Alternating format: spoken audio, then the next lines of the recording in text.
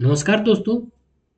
2020 में दिल्ली में हुए दंगों से रिलेटेड आज ताहिर हुसैन, जो कि मुख्य व्यक्ति था, अंकित शर्मा आईबी ऑफिसर जो था, उनकी हत्या और मर्डर जो हो गई थी, और उनके अपने कुछ सहयोगियों के साथ मिलकर उस दंगे के दौरान ही ताहिर हुसैन ने अंकित शर्मा जो आईबी ऑफिसर थे उनकी बहुत ही ब्रूटली नृशंस हत्या कर दी थी।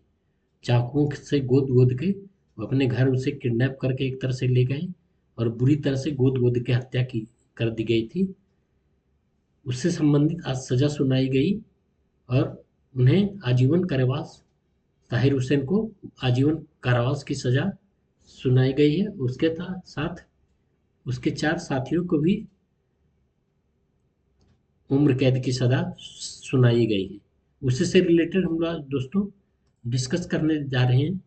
6 साल बाद ताहिर हुसैन को उम्र कैद की सजा। तो इसमें दोस्तों हम लोग जानेंगे आखिर कोर्ट ने कहा क्या और इससे रिलेटेड क्या क्या बातें हुई। ये देखिए दोस्तों, ताहिर हुसैन है, इसे ही उम्र कैद की सजा दी गई है। यही है Tahir Hussain. Delhi riot 2020, Tahir Hussain journey from politics to life imprisonment. जब इन्होंने ये दंगा में शामिल हुए थे, ये आम आदमी पार्टी अरविंद केजरीवाल की पार्टी से काउंसिलर था, और मतलब उस समय पार्षद के पोस्ट पर था ये आम आदमी पार्टी से, और बाद में इसे पार्टी से जब ये इन्वॉल्व थे, इसे पाया गया, तो फिर आम आदमी पार्टी ने मजबूरी में से निकालना पड़ गया था पार्टी से। तो इसी से रिलेटेड आज सुप्रीम कोर्ट ने लाइफ इम्प्रिजनमेंट, मतलब आजीवन कारावास की सजा उन्हें दी है ताहिर हुसैन को। और अब वो ऊपरी कोर्ट में इसके लिए अपनी अपील कर सकते हैं, और ऊपरी कोर्ट में अब उसकी सुनवाई होगी, ऐसी उम्मीद की जानी चाहिए। ये देखिए दिल्ली में जो दंगा हुए थे दोस्तों 2020 में, इसी में ताहिर हुसैन को सजा सुनाई गई है। आइए इसे बारे में डिटेल से जानने की कोशिश करते हैं।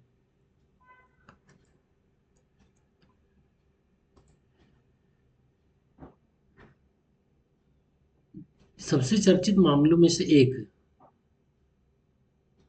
पूर्व आप पार्षद ताहिर हुसैन को ट्रायल कोर्ट ने आजीवन कारावास की सजा दे दी है, दिल्ली 2020 के दंगों से रिलेटेड।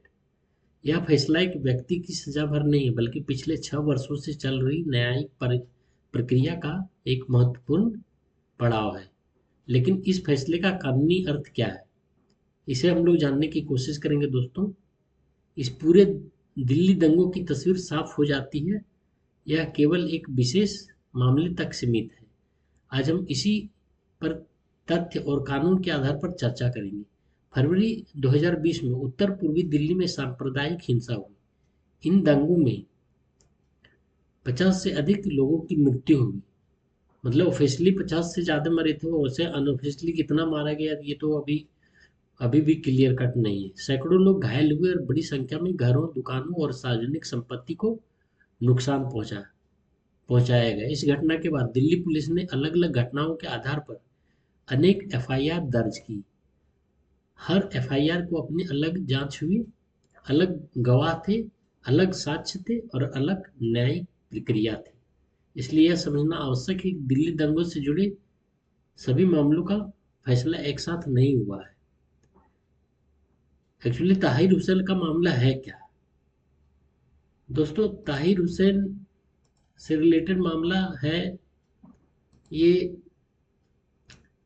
ताहिर हुसैन पर आरोप था कि जिस क्षेत्र में हिंसा हुई वहां एक विशेष घटना में उसकी भूमिका थी। अभियोजन पक्ष ने अदालत के सामने गवाहों के बयान, इलेक्ट्रॉनिक साक्ष्य, फॉरेंसिक रिपोर्ट और अन्य दस्तावेज प्रस्तुत किए। दूसरी ओर बचाव पक्ष ने इन आरोपों का विरोध किया और अपने तर्क अदालत के सामने रखे। कई वर्षों तक दोनों पक्षों की दलील सुनने के बाद अदालत ने यह निर्णय सुनाया है और उन्हें आजीवन, ताहिर हुसैन को आजीवन कारावास और उनके 4 सहयोगियों को भी आजीवन कारावास दी है। ट्रायल कोर्ट ने उपलब्ध साक्ष्यों को मूल्यांकन करने के बाद ताहिर हुसैन को एक विशेष मामले में दोषी माना और उन्हें आजीवन कारावास की सजा दी।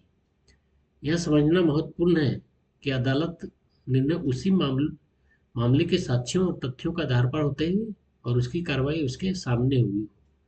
कोर्ट किसी राजनीतिक बहस के आधार पर नहीं बल्कि कानून और प्रस्तुत साक्ष्यों के आधार पर निर्णय लेती है। और जिस तरह का बिल्कुल water tight case Delhi police ने बनाया था, उसी आधार पर यह सजा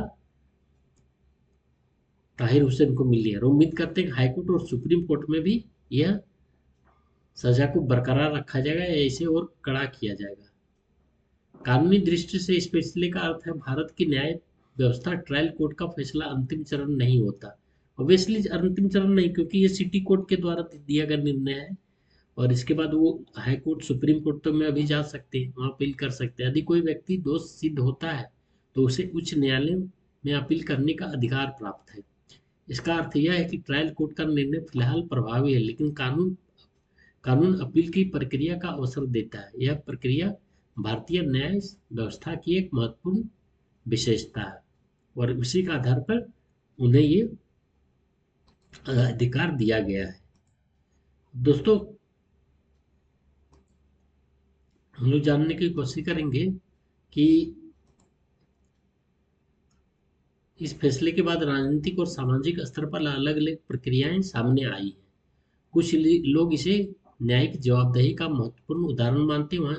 वहीं कुछ लोग का कहना है कि दिल्ली दंगों से जुड़े अन्य मामलों की सुनवाई अभी जारी है, इसलिए व्यापक निष्कर्ष निकालने से पहले सभी मामलों की न्यायिक प्रक्रिया पूरी होने का इंतजार करना चाहिए। वो तो कुछ भी हो, मतलब इन्हें बस सीधी सी बात है कि जिस तरह का ये कृत्य किया था ताहिर हुसैन और अपने साथियों के साथ मिलके, और जिस तरह दंगों में इन्वॉल्व रहा था, तो इन्हें कड़ी से कड़ी फांसी की भी सजा, इन्हें फांसी से कम नहीं मिलनी चाहिए थी।